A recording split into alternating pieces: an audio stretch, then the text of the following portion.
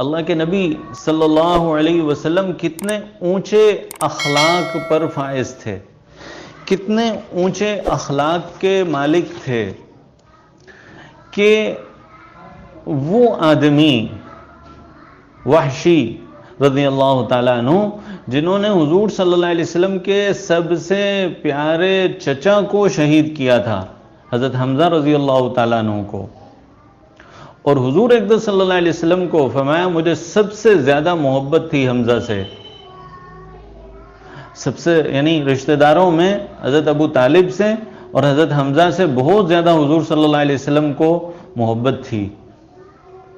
اور پھر حضرت ابو طالب کا بھی انتقال ہو گیا تو حضور صلی اللہ علیہ وسلم کی وہ محبت بھی حضرت حمزہ کی طرف لوٹ آئی تھی۔ حضرت حمزہ اور حضور صلی اللہ علیہ وسلم ہم عمر تھے۔ حضرت حمزہ اور حضور صلی اللہ علیہ وسلم نے بچپن میں ایک ہی عورت کا دودھ بھی پیا تھا، اس لیے آپس میں رضائی بھائی بھی تھے، رضائی بھائی تھے، آپس میں بھائی بھی تھے، چچا بھی تھے، بچپن میں اکٹھے کھیلے تھے، آپس میں بچپن کے دوست تھے۔ بچپن کے دوست بڑے یادگار ہوتے ہیں، آدمی انہیں کبھی نہیں بھولتا جو بچپن کے دوست ہوتے ہیں۔ تو حضرت حمزہ رضی اللہ تعالیٰ عنہ سے کیا رشتہ تھا کہ بچپن کے دوست تھے، رضائی بھائی تھے، چچا تھے، کتنے رشتے آپس میں جڑے ہوئے تھے۔ ان حضرت حمزہ رضی اللہ تعالیٰ عنہ کو وحشی نے قتل کیا، شہید کیا، اور ہندہ نے شہید کروایا، اور دونوں رضی اللہ تعالی عنہ اور رضی اللہ تعالی عنہا بن گئے۔ صحابیہ کو رضی اللہ تعالی عنہا کہتے ہیں، ہندہ جو تھیں وہ رضی اللہ تعالی عنہا بن گئیں فتح مکہ کے موقع پر مسلمان ہو کے، اور وحشی بھی فتح مکہ کے بعد مسلمان ہو کر وہ بھی رضی اللہ تعالی عنہ بن گئے، صحابی رسول بن گئے۔ لیکن حضور اقدس صلی اللہ علیہ وسلم نے وحشی سے کہا، وحشی رضی اللہ تعالیٰ عنہ سے کہا کہ آپ ان سے بھی کہا اور ہندہ رضی اللہ تعالیٰ عنہ سے بھی کہا کہ آپ میرے سامنے نہ بیٹھا کریں، آپ جب میرے سامنے آتے ہیں تو مجھے میرے چچا کا غم تازہ ہو جاتا ہے، میرے چچا کا غم تازہ ہو جاتا ہے۔ لیکن حضور صلی اللہ علیہ وسلم کو اس کی فکر تھی کہ یہ لوگ مسلمان ہو جائیں۔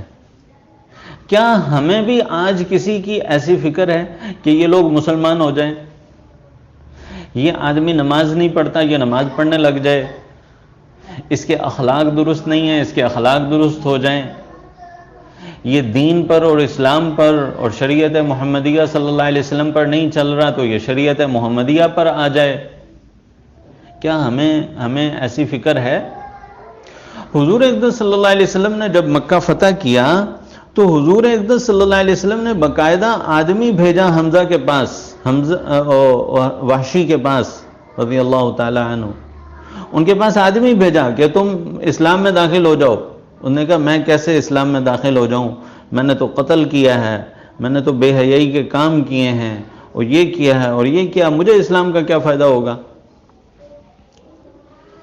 وہ صحابی جو اسے مسلمان ہونے کی دعوت دینے گئے تھے وہ واپس آ گئے۔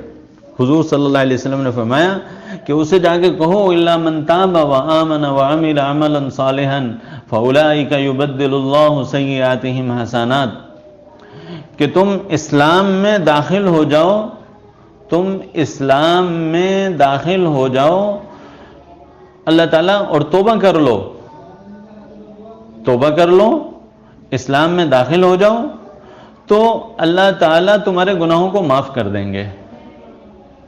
انہوں نے کہا یہ تو بہت مشکل کام ہے، توبہ کرنا، ایمان لانا، اعمال صالحہ۔ میں بتا رہا تھا کہ حضرت حمزہ رضی اللہ تعالیٰ عنہ کے جنہوں نے شہید کیا تھا، وحشی رضی اللہ تعالیٰ عنہ، وہ رضی اللہ تعالیٰ عنہ بن گئے۔ حضور صلی اللہ علیہ وسلم نے ان کی بھی فکر کی، بار بار آدمی بھیجا، ایک دفعہ بھیجا، دوسری دفعہ بھیجا، بعض روایات میں آتا ہے کہ 3 دفعہ آدمی گیا اور انہوں نے 3 دفعہ جواب دیا، اور حضور اقدس صلی اللہ علیہ وسلم پر وحی نازل ہوتی رہی، اور سب سے آخر میں قرآن پاک کی جو وحی نازل ہوئی، قُلْ يَا عِبَادِيَ الَّذِينَ أَسْرَفُوا عَلَىٰ أَنفُسِهِمْ لَا تَقْنَطُوا مِنْ رَحْمَةِ اللَّهِ إِنَّ اللَّهَ يَغْفِرُ الذُّنُوبَ جَمِيعًا انہ هو الغفور الرحیم. یہ قرآن پاک کی سب سے زبردست اور سب سے زیادہ امید دلانے والی آیت ہے کہ اے نبی صلی اللہ علیہ وسلم آپ ان سے فرما دیجئے قل یا عبادی الذین اسرفوا علی انفسہم، جنہوں نے اپنی جانوں پر ظلم کیا ہے، اسرفوا علی انفسہم لا تقنطوا من رحمت اللہ، وہ میری رحمت سے نا امید نہ ہو. ان اللہ یغفر الذنوب جميعا، اللہ تعالیٰ ان کے سارے گناہوں کو معاف کر دے گا. انہ هو الغفور الرحیم، وہ بہت ہی معاف کرنے والا اور رحم کھانے والا، رحم کرنے والا ہے. جب یہ آیت وحشی رضی اللہ تعالیٰ عنہ کے پاس پہنچی تو ان کو جذبہ پیدا ہوا اور وہ وہاں سے چلے اور حضور صلی اللہ علیہ وسلم کی خدمت میں آئے، مسلمان ہوئے. جیسے ہی وہ حضور صلی اللہ علیہ وسلم کے سامنے مسجد نبوی میں آئے تو حضور صلی اللہ علیہ وسلم نے ان کو بٹھایا اور کلمہ پڑھایا اور پھر پوچھا کہ وحشی بتا تو نے میرے چچا حضرت حمزہ کو کیسے شہید کیا تھا.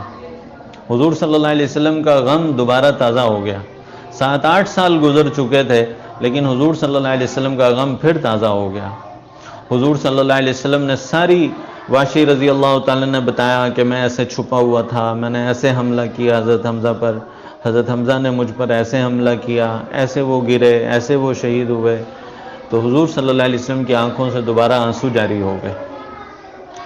تو حضور اقدس صلی اللہ علیہ وسلم کو تو وحشی جیسے انسان کی بھی فکر تھی کہ وہ بھی اسلام میں داخل ہو جائے. وہ ہندا جس نے حضرت حمزہ رضی اللہ تعالیٰ عنہ کے سینے سے کلیجہ خنجر سے چیر کے کلیجہ نکالا، منہ میں ڈال کر حضرت حمزہ رضی اللہ تعالیٰ عنہ کے کلیجے کو چبایا، اس نے چبایا، اس نے حضرت حمزہ رضی اللہ تعالیٰ عنہ کے کلیجے کو. حضور صلی اللہ علیہ وسلم تو چاہتے تھے کہ وہ بھی مسلمان ہو جائے.